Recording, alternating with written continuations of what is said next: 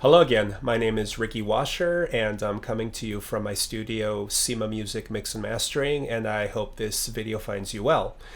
What I'm going to be doing today is going through a drum mix. Now I produced another video before about how I approach mixing drums. But the difference between the last video and this video is that the last video, the drums were not tracked here at my studio.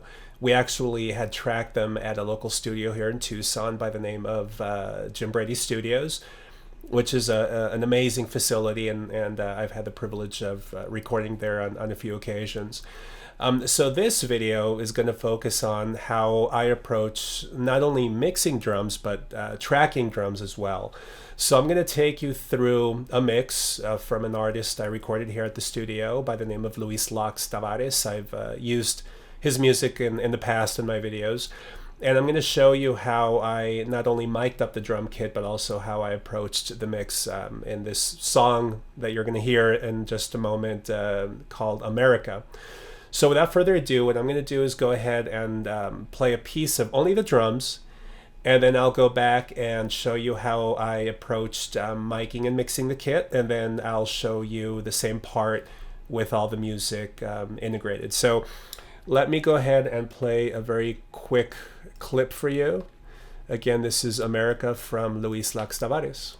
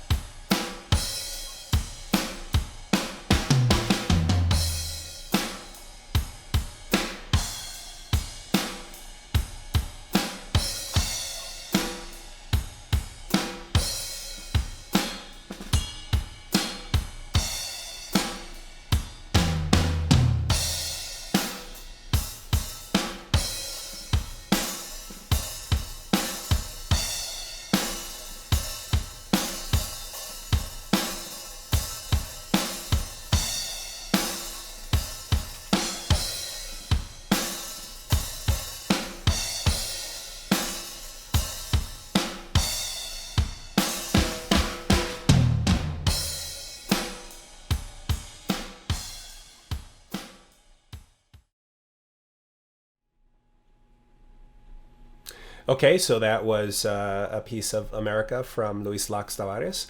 So let's get into the nitty-gritty here. Now, what I'm going to go ahead and do is take you through the entire drum mix as you see it on the screen from left to right, starting with kick, and then we'll go into snare and hi-hats, toms, overhead, so on and so forth. So let's get down to business here. First of all, I only used one mic on the kick drum, and that's the Audix D6. And that was halfway through the sound hole, pointing toward the beater, so that way I got the attack of the beater. And I also used a couple of samples. I used just a regular kick sample, just to give a little bit of roundness. I use it more as an EQ effect than I do, using it to be like the prominent sound of the kick drum. And then I also use a 303 sample, which basically serves as like a replacement for a sub-kick mic. I don't have a sub-kick mic, so to me that's the next best thing. It just gives the bass drum that woof, that really powerful low end. So the D6 and the kick sample go into a kick bus, which is right here. The 303 goes into the main drum bus, and I separated those because of the way I treated the kick bus. It was really stealing what I wanted from the 303, so I'll show you that in just a moment. Now, first of all, I treated the kick bus, or I'm sorry, the kick drum, the D6, with just a hair of gate.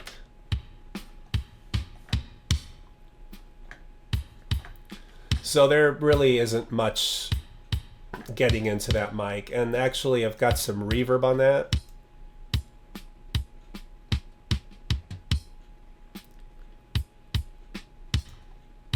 So it's just pretty tight. And then I have the kick sample, which I use Drumagog, and I created the sample from an easy drummer from one of their kick drums called Indie Folk. And the kick drum is Indie Folk 1950, so let's check that out.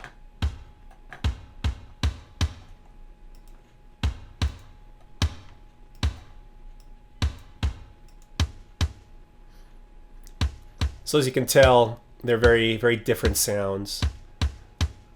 And let me take the reverb off. So when you combine them,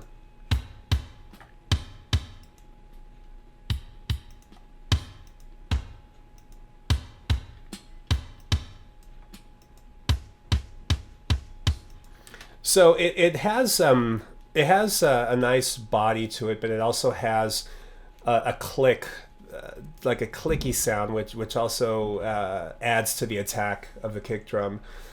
And the 303, let me play this back, and you're probably going to need to have speakers with a pretty good low range, in the like a lower range that picks up the low range of the EQ pretty well in order to be able to hear this. But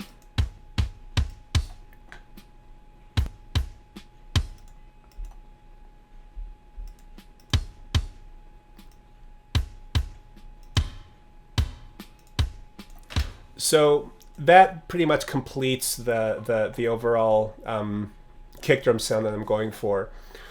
Now, when I ran the D6 and the kick sample into the kick bus, basically what I do to EQ it, and I like to EQ them together because I figure instead of EQing every strip, you know, it's they're two channels or two tracks coming together to form one sound. So I like to be a minimalist, combine whatever instruments I'm combining, and then EQ everything there.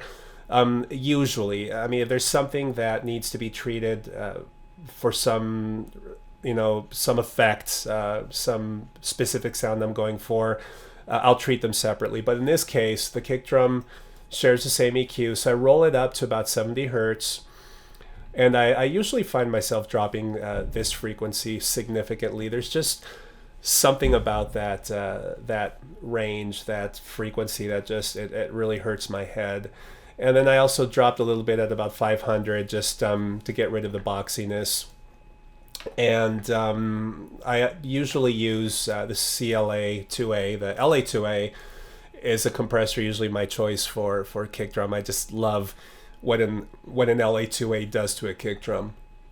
And then I used the SPL Attacker just to give it a little bit of just enhance the click just a little bit more, bring out the transients so it can so the kick drum can really peek out of the mix. This particular song is extremely dense. There's a lot going on, so I wanted to make sure that the drums didn't get lost in any part of the song.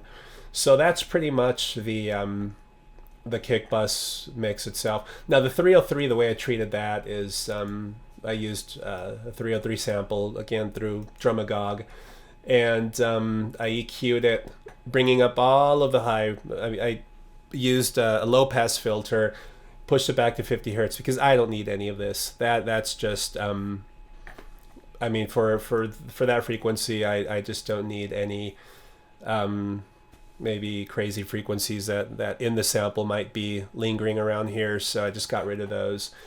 So that's pretty much the kick drum in a nutshell. Now the snare drum, I used 3 mics for the snare drum. I used an Audix i5 on top, an Audix ADX51, which is the condenser mic on the bottom, and I also used a condenser mic called the C430 from AKG. Now this is, as you can tell, I mean, this thing is no longer than my thumb. It's a very tiny condenser mic. It's a really good condenser mic. I actually was introduced to this by the drummer of this that's playing drums on this record a few years ago, and they actually came out for the purpose of using for overheads, and they're really good mics. They're very flat with a little bump at about 10, 11K around there. But for the most part, they're very flat. So I use that over the top of the snare because I like the combination of a dynamic mic and a small diaphragm condenser, just so I can, you know, they pick up two very different things, and I like to combine them and mix and match kind of you know, the character that each mic is capturing. So on the top of the mic, basically what I used was, again, another gate.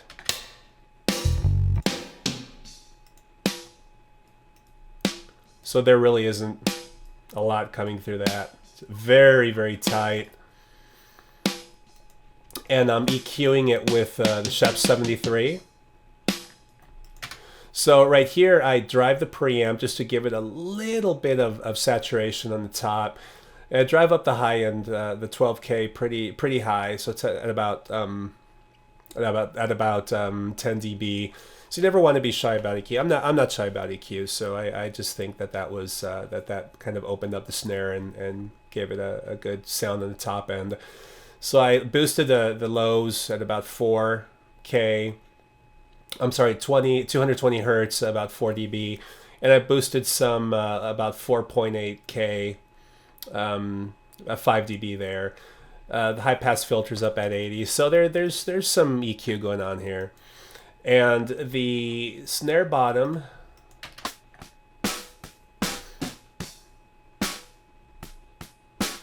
So you can really hear the snares there. So the snare bottom I use also a pretty significant gate, even though there's still a lot bleeding through. And for the EQ, I really don't do much more than 7.2 K, 4 dB of that. And I also drive the preamp, and that's really about it, because just the sizzle of the snares are going through the mic, and plus the ADX51 is a pretty bright mic. I mean, that was kind of all I needed as far as EQ is concerned. Now the snare, the top snare, the AKG 430, this is what it sounds like.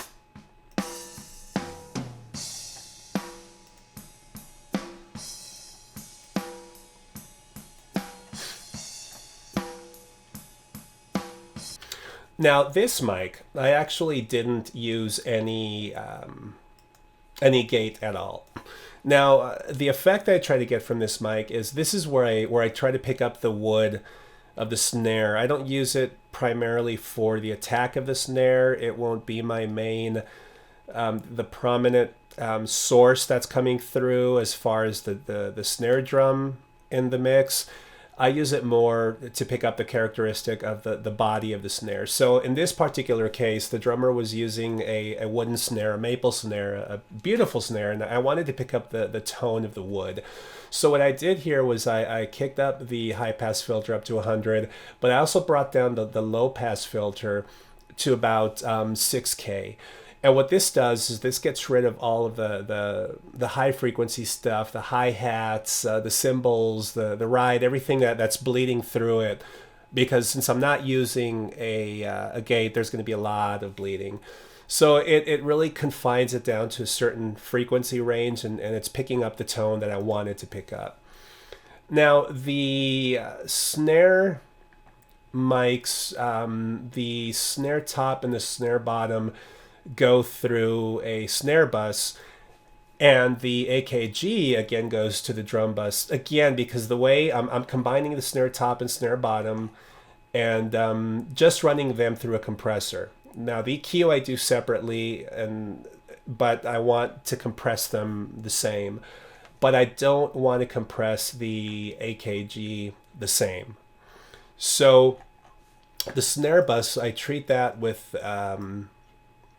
this, the VC 100. It's an emulation of the DBX 160, and this is an extraordinary compressor for snare. I love it. It just does really great things. So the AKG I actually have on the channel, I have a DBX 160, and they're kind of doing two different things.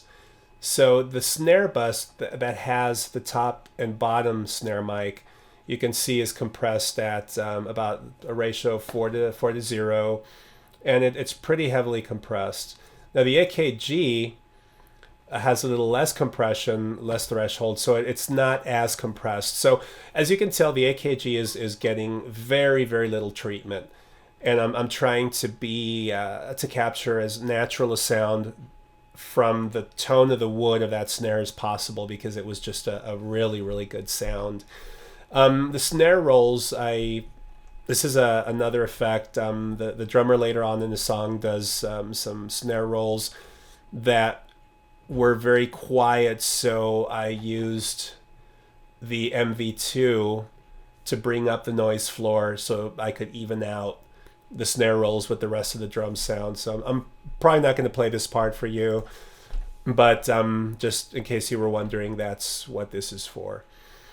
Now, the hi-hats, I used the ADX 51, and so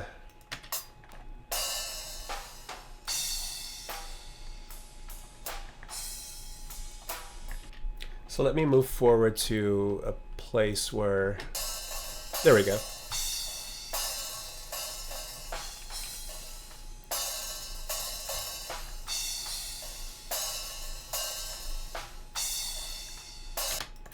Now, there are a couple of schools of thoughts on the hi-hat. Some people like to keep the entire frequency range intact to get all the chunkiness of the hi-hat.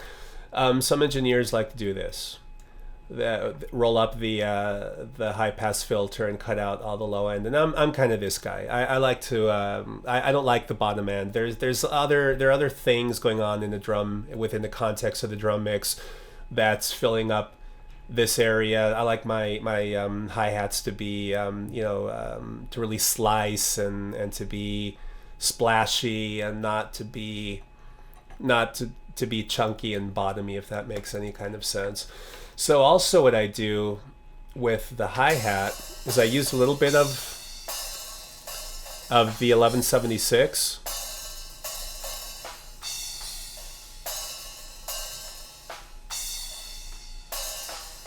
So as you can tell, I mean, it's just at the very most tickling 3 dB, and not even that.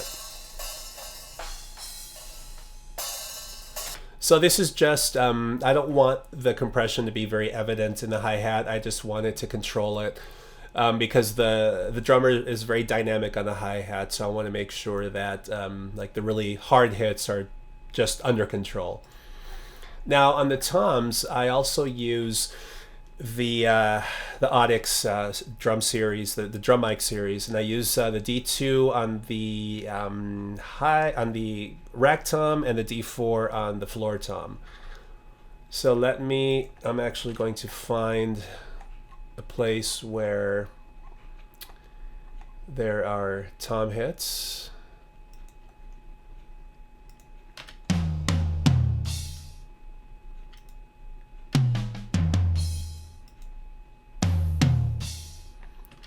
So as you can tell, so I'll take you through how I EQ those in a minute. But so also a couple schools of thought about tom hits. Do you cut them and edit them, or do you gate them? I like to cut them. It's just a lot easier. You can really control the dynamic of a tom hit, mostly where the volume, where it just gets quiet and fades. It's just a lot more efficient that way, because the gate, there's always so much going on in the gate. Other things, other instruments will open the gate, and to me it's just messy. So I prefer to go this route. So as far as how I approach the EQ of the toms, let me get this back here. So I use the Pro Q. Now the D2, I just left the bottom end alone, backed out some 400, get rid of the boxiness, picked up at about 7K, about 6 dB, just to give it a little bit of high end, just so you can hear some of that stick. The D4, I did back out some of the low end up to about 45 hertz. Also back down the at about 400 hertz. Again, the boxiness, and I picked up about 7K, just again to give it a little bit of high end, a little bit of stick attack. So as far as the compression is concerned, the toms are moderately compressed. And let me go back to tom hit again.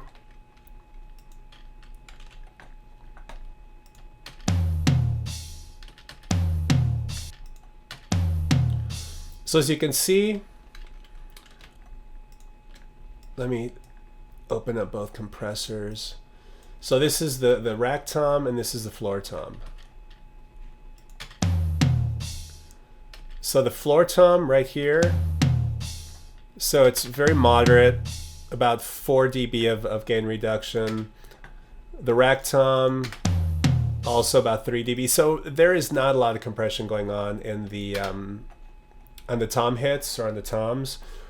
So really the point of this song, where I was trying to get at from a mix standpoint, was to really conserve as much of the natural tone and behavior of the drum kit as possible, just because of the type of song, the style that the artist was going for. It was more organic, more raw. He was going for a much less modern sound. So I wanted to make sure that all of my drums were breathing and were as open as possible.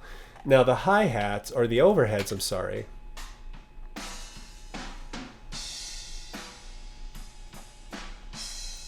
So, oops, wrong one.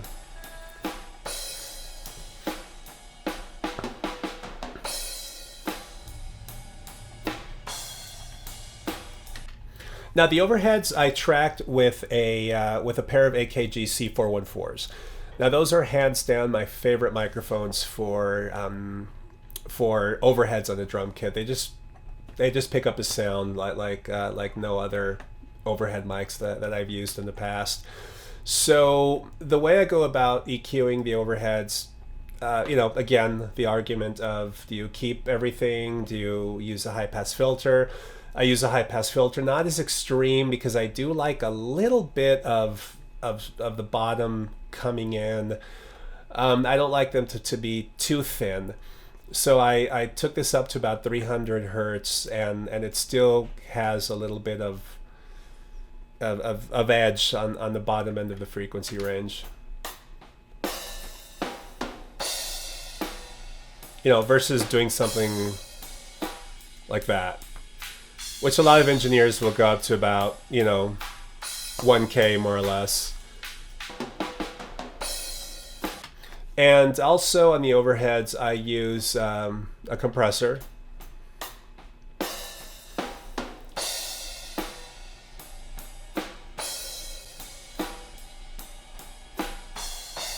Now, if you notice, the compressor is not reacting to any of the hits on the cymbals. The hi-hat, or I'm sorry, the compressor is actually behaving. It's reacting to the drums, to the snare, toms, things like that. So let me play this for you again so you can see it for yourself.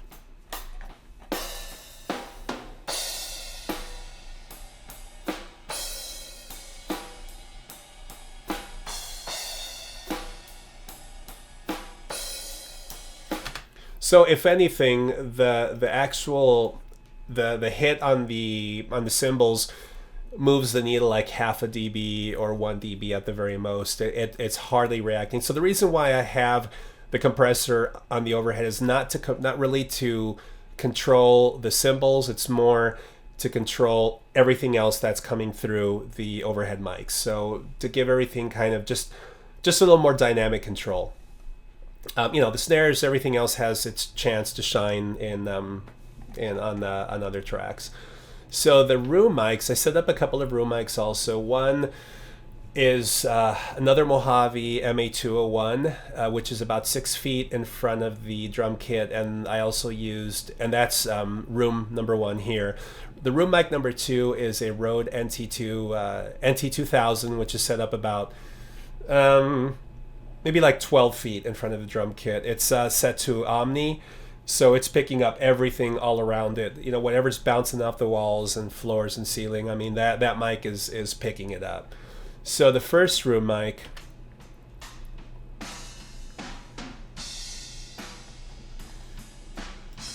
Now the EQ, I did bring this up to the high pass filter to 200 hertz because again, I don't want, you see all this information here? I don't want that in my room mic. I want it to sound, I want to give the perception of distance, so I back off a lot of the low end so the mic actually sounds like it's far away. And I back down about 450 hertz just again to get rid of the boxiness. I also throw on a low pass filter because I don't want, as you can see, this high information here, I don't want it. Again, the perception of distance, I want the perception of distance, so I don't want a lot of the more near field information coming through. And as far as the compression is concerned, I have the LA2A with all buttons in.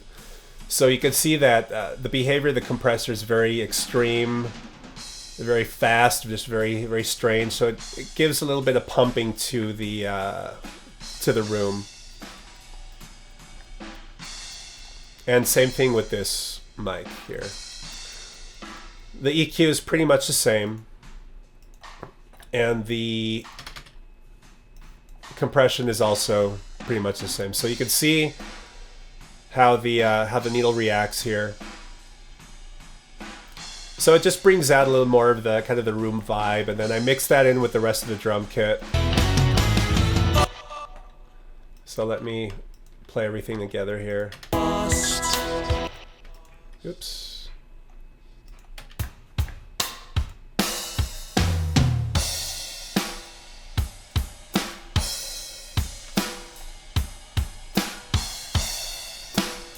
Now if I were to back out the room mics, you hear that?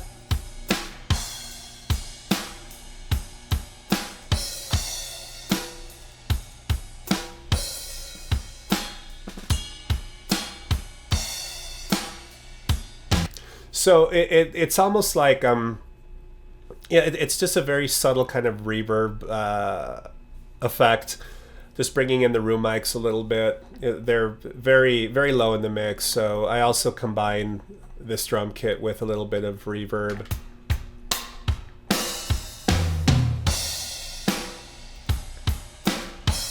Just to add to the roominess of the drum kit. Now, everything goes into my drum bus. And on my drum bus, I like to use, especially on rock songs, I like to use the API 2500 compressor. So let me show you how this is working.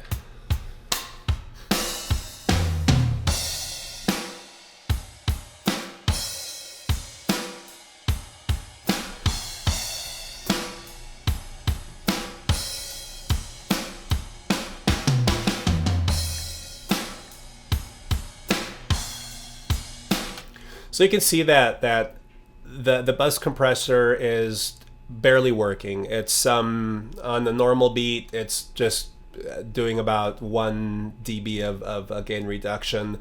It's got a medium attack, 1.5 ratio. I mean, this is really just kind of just gluing my drum kit together more than anything. It's not really designed for like extreme dynamic control. It's just glue. I want my drums to sound like they're in the same space and in the same mix and the same universe. And this is a really good compressor for just gluing everything together. Now, those of you that are familiar with the 2500, you'll see down here I have a medium knee, so the compressor isn't working too soft, or it's not too evident. The tone I have set to medium, so it's letting a lot of that low end through, giving my drums a lot of punch. So that's pretty much it from a drum mix perspective. I'm gonna go ahead and play the drums again by themselves, and then I'm gonna go ahead and bring in the music just to put everything in perspective.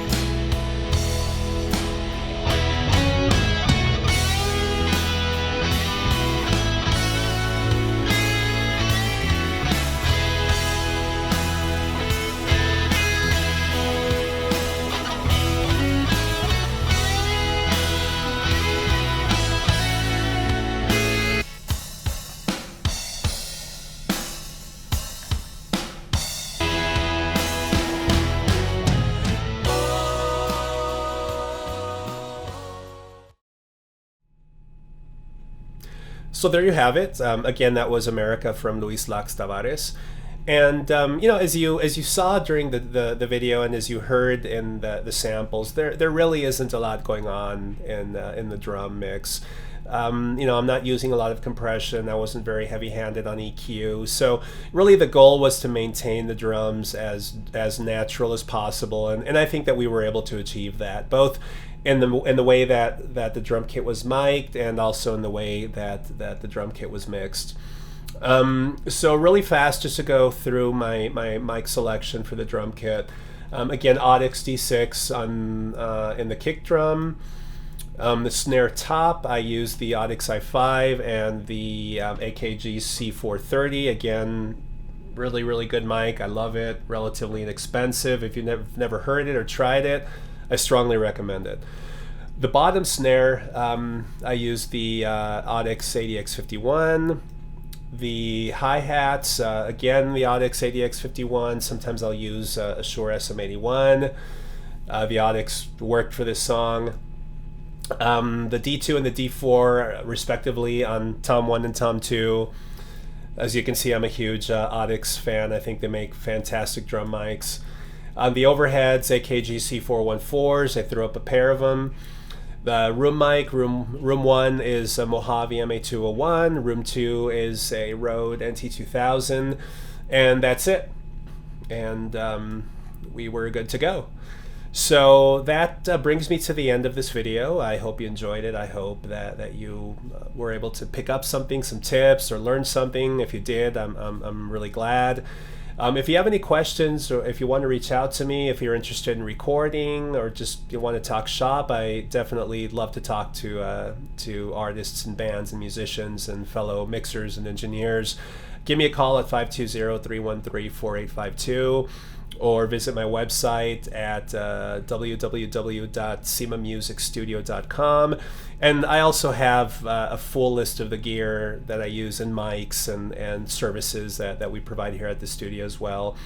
Or you can send me an email if you prefer at cimamusic@hotmail.com. Or you can visit my Facebook page, which is facebook.com/cimamusicstudio.